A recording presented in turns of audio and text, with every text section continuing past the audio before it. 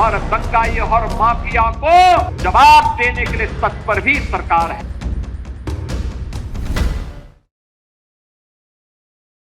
क्या अपराधियों के लिए जेल अब सिर्फ औपचारिक सजा रह जाएगी या असली बंदिश?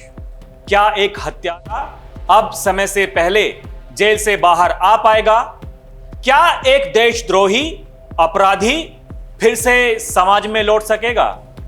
अगर कोई सोचता है कि हत्या करके या देश के खिलाफ साजिश करके चंद साल जेल में काटकर वो बाहर आ जाएगा, तो अब ऐसा होने वाला नहीं है।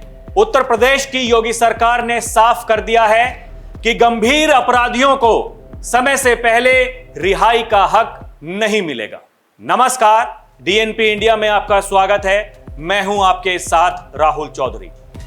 उत्तर प्रदेश के मुख्यमंत्री योगी आदित्यनाथ ने एक ऐसा फैसला लिया है जिसने अपराधियों की कमर तोड़ दी है और जनता को विश्वास दिलाया है कि अब हत्या और देशद्रोह जैसे अपराध करने वालों को समय से पहले रिहाई नहीं मिलेगी। सीएम योगी ने आदेश दिया है कि साल में 3 बार सरकार खुद कैदियों की फाइल खंगालेगी और खास बात यह है कि कैदी को अब आवेदन भी नहीं करना होगा। दर्शकों, यह आदेश सिर्फ एक फैसला नहीं है, यह उसी सख्त योगी मॉडल का हिस्सा है जिसने कभी माफियाओं के महलों पर बुलडोजर चलाया, अपराधियों को सरेंडर करने पर मजबूर किया और अब जेलों में भी सुधार की गूंज ला दी है। लखनऊ में हुई एक अहम बैठक में सीएम योगी आदित्यनाथ ने जेल प्रशासन को सख्त आदेश दिए। उन्होंने साफ शब्दों में कहा है कि समाज की सुरक्षा सबसे पहली प्राथमिकता है। हत्या और देशद्रोह जैसे अपराधियों की समय से पहले रिहाई पूरी तरह बंद होगी। यानी अगर आपने किसी की हत्या की है या फिर देश के खिलाफ साजिश रची है तो आपको पूरी सजा काटनी होगी, चाहे कुछ भी हो जाए। सीएम योगी ने कहा कि साल में 3 बार यानी जनवरी, मई और सितंबर महीने में बंदियों की फाइल उठाकर उनकी समीक्षा की जाएगी। इसमें देखा जाएगा कि कौन अच्छा आचरण दिखा रहा है, कौन बीमार है और कौन बिल्कुल भी रिहाई के लायक नहीं है।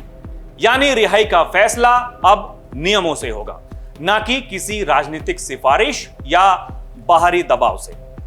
सीएम योगी आदित्यनाथ ने कहा है कि समाज की सुरक्षा सर्वोपरि है, इसलिए समय पूर्व रिहाई उन्हीं मामलों में होनी चाहिए जहां सामाजिक जोखिम ना हो। उन्होंने ये भी निर्देश दिए कि हत्या, आतंकवाद, देशद्रोह, महिला और बच्चों के खिलाफ जघन्य अपराध जैसे मामलों में समय पूर्व रिहाई कतई नहीं की जानी चाहिए। मुख्यमंत्री ने जेल प्रशासन को कहा है कि बीमार कैदियों का सर्वे हो, गंभीर बीमारी वाले कैदियों के लिए अलग इंतजाम हो ताकि मानवीय दृष्टिकोण भी बना रहे। यह दिखाता है कि योगी सरकार सिर्फ सख्ती ही नहीं कर रही बल्कि जरूरत पड़ने पर इंसानियत के पहलू को भी सामने रख रही है। अब कैदियों को समय पूर्व रिहाई के लिए बार बार आवेदन नहीं करना पड़ेगा। सरकार खुद पहल करेगी, समीक्षा होगी और फिर साफ साफ फैसला होगा। इससे कैदियों और उनके परिवारों को पारदर्शी सिस्टम मिलेगा और जेल प्रशासन से बोझ भी घटेगा। दर्शकों, यह फैसला अचानक नहीं आया है। योगी आदित्यनाथ की सरकार पहले दिन से ही अपराधियों पर शिकंजा कस रही है। योगी ने जब सीएम पद की शपथ ली तो सबसे पहले यही कहा, अपराधी या तो अपराध छोड़ दें या उत्तर प्रदेश।